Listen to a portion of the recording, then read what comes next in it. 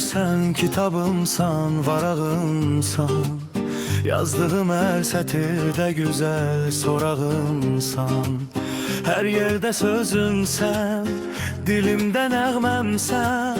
Gecəmdə ulduzum, gündüz çırağımsan. Sen benim sevgim, sen benim baharımsan. Kalbimin en derin, en güzel yarımsan. Bir damla sevginle denizlere dönerem. İnan ki ömrümün iman bulağımsan. Sen benim sevgim, sen benim baharımsan. Kalbimin en derin, en güzel yarımsan. Bir damla sevginle denizlere dönerem. İnan ki ömrümün iman bulağımsan.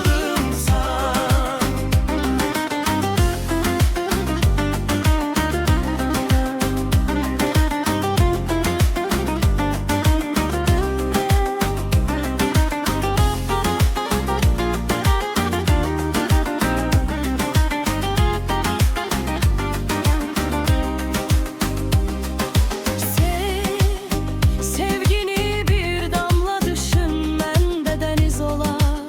Bir bakışın kalbimde min arzu oyadar. Bir günde görmezsem seni darıxar könlüm. Adını çekende ruhum çiçeği açar. Sen benim sevgim, sen benim baharımsan. Kalbimin en derin, en güzel yarımsan. Bir damla sevginle denizlere dönerem. İnan ki ömrümün iman bulağımsan. Könlün evi bir bağdır, sahibi de sensen. Ben o bağın bağbanı, her gülünde nefessem. Sevdanın yollarında yorulsam da bir gün. Seninle yaşamaya yine de hevesem.